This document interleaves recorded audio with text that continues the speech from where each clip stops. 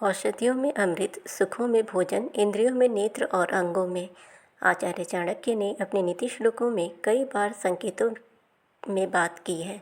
इस श्लोक में आचार्य चाणक्य कहते हैं कि पहले स्वास्थ्य, फिर जीवन की मूल आवश्यकताएं और उसके बाद सही दृष्टिकोण और अंततः विवेकपूर्ण निर्णय। यही संतुलित जीवन की आधारशिला है। सभी औषधियों में अमृत, सब सुखों में भोजन और इंद्रियों में नेत्र और सब अंगों में मस्तक श्रेष्ठ है। जीवन में क्या वास्तव में सबसे महत्वपूर्ण है, आइए जानते हैं।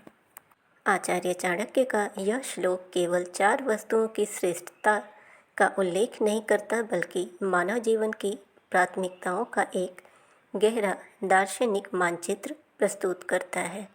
पहली दृष्टि में यह श्लोक सामान्य प्रतीत हो सकता है, किंतु इसके भीतर स्वास्थ्य, जीवन दर्शन, ज्ञान, नेतृत्व और सामाजिक व्यवस्था के ऐसे सिद्धांत निहित हैं जो आज भी उतने ही प्रासंगिक हैं जितने शताब्दियों पहले थे। 1. स्वास्थ्य ही जीवन की आधारशिला है। श्लोक का पहला भाग कहता है कि सभी औषधियों में अमृत सर्वोपरि है।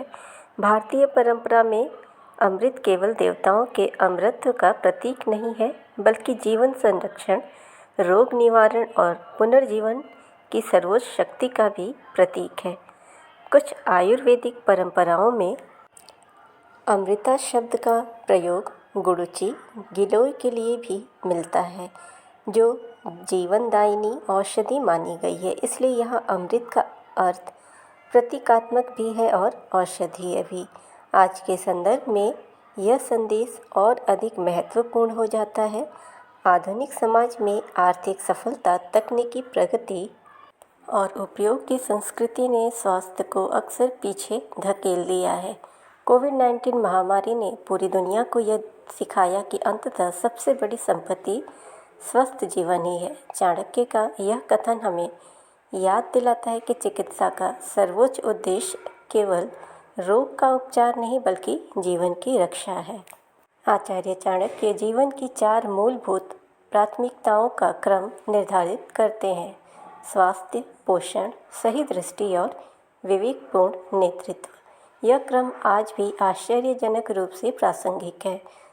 स्वस्थ नागरिक, पोषित समाज, तथ्यपरक दृष्टि और बुद्धिमान नेतृत्व, ये किसी भी विकसित राष्ट्र के 4 स्तंभ हैं। 2. अस्तित्व का पहला आधार।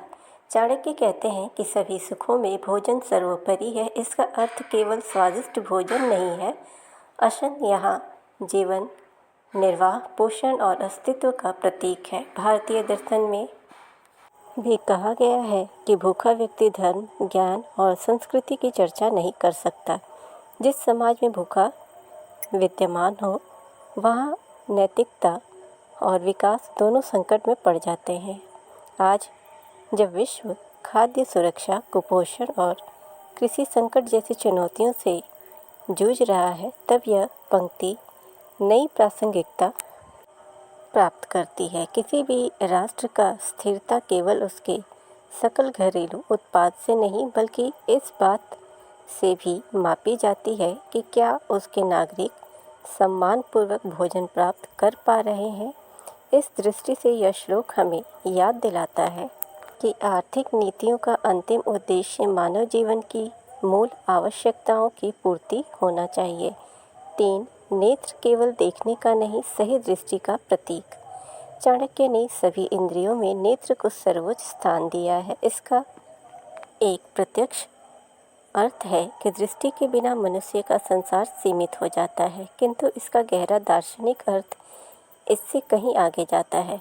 भारतीय चिंतन में नेत्र केवल देखने का साधन नहीं, बल्कि विवेक, निरीक्षण और सत्य की पहचान का प्रतीक है।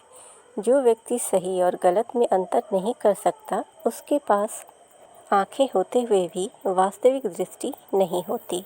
आज के डिजिटल युग में यह शिक्षा अत्यंत महत्वपूर्ण है। सूचना की बाढ़ के बीच सबसे बड़ी चुनौती जानकारी प्राप्त करना नहीं, बल्कि सत्य की पहचान करना है।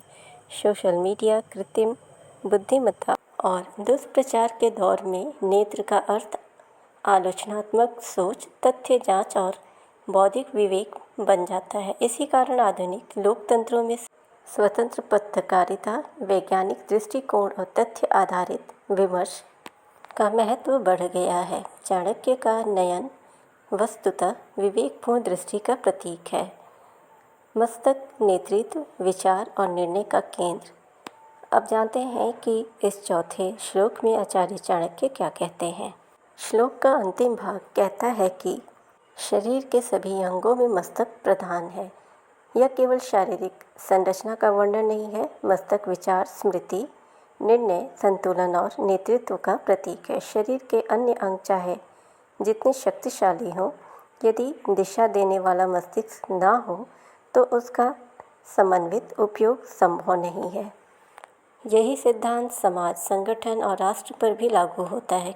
किसी संस्था के संसाधन, तकनीक और मानव बल सभी प्रभावी होते हैं जब उसके पास दूरदर्शी नेतृत्व और स्पष्ट निर्णय क्षमता होती है। इस प्रकार चाणक्य अप्रत्यक्ष रूप में यह भी बताते हैं कि शक्ति से अधिक महत्वपूर्ण है उस शक्ति का बुद्धिमत्तापूर्ण संचालन। 5. आधुनिक समाज के लिए चाणक्य का संदेश। यदि इस पूरे श्लोक को समग्र रूप से पढ़ा जाए तो स्पष्ट होता है कि चाणक्य जीवन की 4 मूलभूत प्राथमिकताओं का क्रम निर्धारित करते हैं: स्वास्थ्य, पोषण, सही दृष्टि और विवेकपूर्ण नेतृत्व। यह क्रम आज भी आश्चर्यजनक रूप से प्रासंगिक है। स्वस्थ नागरिक, पोषित समाज, तथ्यपरक दृष्टि और बुद्धिमान नेतृत्व, ये किसी भी विकसित राष्ट्र के 4 अनिवार्य स्तंभ हैं। व्यक्तिगत जीवन में भी यह सिद्धांत लागू होता है। पहले स्वास्थ्य, फिर जीवन की मूल आवश्यकताएं, उसके बाद सही दृष्टिकोण और अंततः विवेकपूर्ण निर्णय। यही संतुलित जीवन की आधारशिला है। 6. जीवन की प्राथमिकताओं का दार्शनिक सूत्र। चाणक्य का यह श्लोक वस्तुओं की श्रेष्ठता की सूची नहीं बल्कि जीवन की प्राथमिकताओं का दार्शनिक सूत्र है। यह हमें सिखाता है कि महान जीवन बाहरी वैभव से नहीं बल्कि सही क्रम में स्थापित मूल्यों से बनता है। यदि स्वास्थ्य सुरक्षित है, भोजन उपलब्ध है, दृष्टि विवेकपूर्ण है और निर्णय बुद्धिमत्ता से लिए जाते हैं तो व्यक्ति, समाज और राष्ट्र तीनों स्थायी प्रगति की दिशा में आगे बढ़ सकते हैं। इसी कारण यह श्लोक आज भी केवल नीति साहित्य का हिस्सा नहीं बल्कि सार्वजनिक जीवन, शासन, शिक्षा, स्वास्थ्य और सामाजिक विकास के लिए एक कालजयी मार्गदर्शन सिद्ध होता है। आचार्य चाणक्य की नीतियाँ हमेशा सर्वोपरि रही हैं। इनकी नीतियों को फॉलो कर हम अपने जीवन को एक सही राह दे सकते हैं।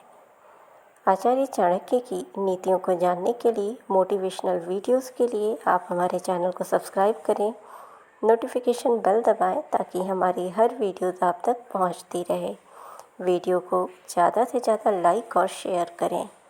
कमेंट में ज़रूर बताएं कि आप में से कौन कौन आचार्य चाणक्य की नीतियों को फॉलो करता है।